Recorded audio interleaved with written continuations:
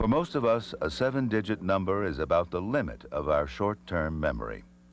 But for Rajan Mahadevan, processing and encoding a 49-number matrix into memory appears as a simple, routine task. Okay, Rajan, why don't we just start from left to right and go right down the various rows. 9473851 0629154 185273673610280826981 437125682493110. All right. Would you be able to repeat those backwards? Going from the bottom up. I'll do the best I can. All right. 0, 1, 3, 9, 4, 2, 8. That's the last row. 6, 5, 2, 1, 7, 3, 4. So one before that. 1, 8, 9, 6, 2, 8, 0.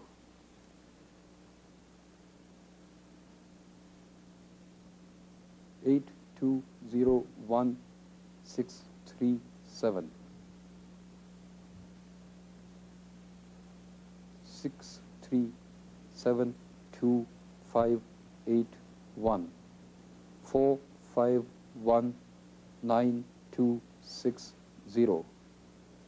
1, 5, 8, 3, 7, 4, 9. Now, not only is it exceptional that you can remember more than 99,000 of the first digits of pi, but you also have the ability to jump in just anywhere at random within these digits, say, for example, at 61,000, at that 61st digit, and can begin sequence from there. So I would like to do that. We do have the values from pi, and I would like to just, without you able to see this, of course, after your years of practice, to just pick out a sequence of approximately 10 digits somewhere within the first, say, 10,000 digits of pi, and then have you pick up for as far as you care to within reasonable of time. I know you can go for hours, literally. The digit is 2, 7, 8, 8, 6, 5, 9, 3, 6, 1.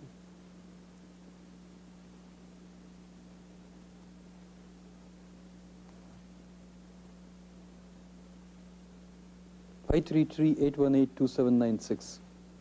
Sorry, I was a little slow on that, but No problem. 8230301952 0353018529689957732 25994138891 2497217752834791315 55748572424 4541506959508295331 68617278558890750983817546374649319300983 19255 06040092770 167113900 I think we get the point. That's good. Let's address the average college student coming into a university. They have had some experience with memorizing things, lines, formulas, etc. But here they are now taking 4 or 5 courses. They're trying to struggle to read material, to go to class, to memorize, to integrate for examinations, to retrieve information. What advice, knowing what you do about your extraordinary abilities and what you also know about the literature on memory and information processing, what kinds of advice would you give students to assist them in this everyday today process of memorizing material? Well, the first piece of advice that I would give them is to ask themselves why they are taking a particular course. Many times people take a course because either it's a done thing or they have to do it rather than because they want to do it. And motivation plays a very important role in learning and memory. For example, if you read say I can tell the students this, hey, you pick up a book, a 200 or 300 page book, a novel by your favorite author, just read through it once, and you can, just by reading through it once, you will be able to recall a lot of details with amazing clarity, even though you had no intention of memorizing it, because you're motivated to read it and you're into it. Now let's take, say, a page of text from a calculus book. People are going to struggle with that. I mean, the motivation plays a very important role. That's the first thing. The second thing I would tell them is active listening rather than passive listening in the classrooms. By active listening, I mean constantly keep thinking about what the instructor is saying. Hey, what is he saying right now?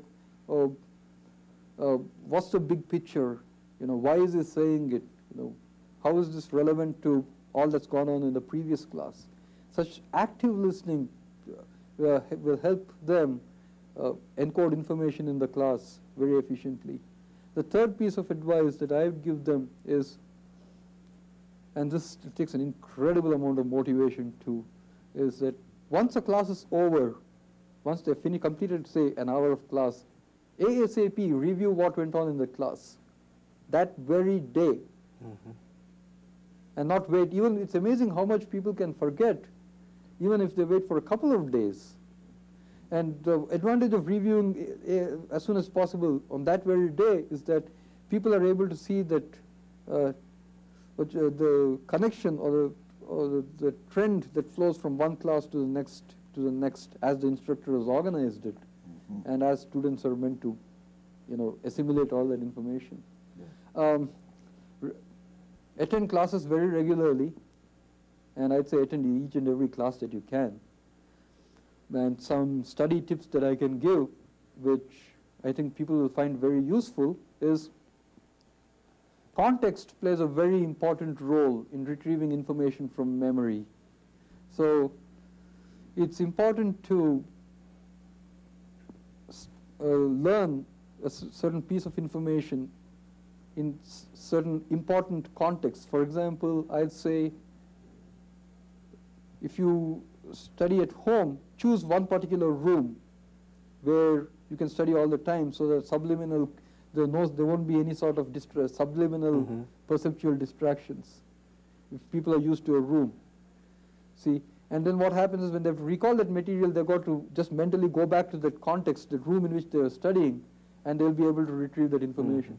The second piece of advice I'd give is that frequently review your class material in the room in which the class is being conducted.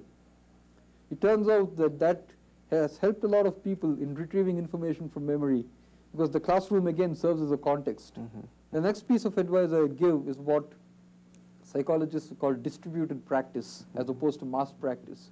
A distributed practice simply means that do not spend too much time studying a given subject. So like if you said, Frank, if someone has 5 subjects in a semester, when they study those subjects, they should rotate the subjects, maybe read one subject 40 minutes or 50 minutes or 1 hour, and then read an unrelated subject for the next hour, all right?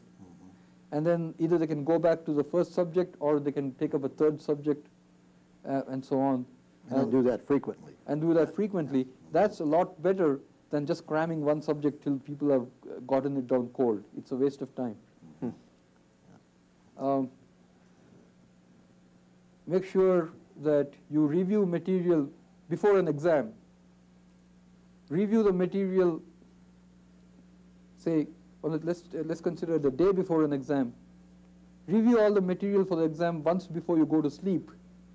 And the first thing after you get up the following morning. It turns out that if people do that, it strengthens memory traces, because during sleep there is very little retroactive or proactive interference. So the information that was scanned or learned just before a person goes to sleep gets consolidated at the period they're sleeping. And then as soon as they wake up, if they review that material again, then their chances of recalling it when they want to, say in the examination, will be very good. Rajan Mahadevan represents a rare case of extraordinary memory for numbers. But research has shown that with the proper motivation and practice, we can all greatly improve our memory capacity and information processing ability.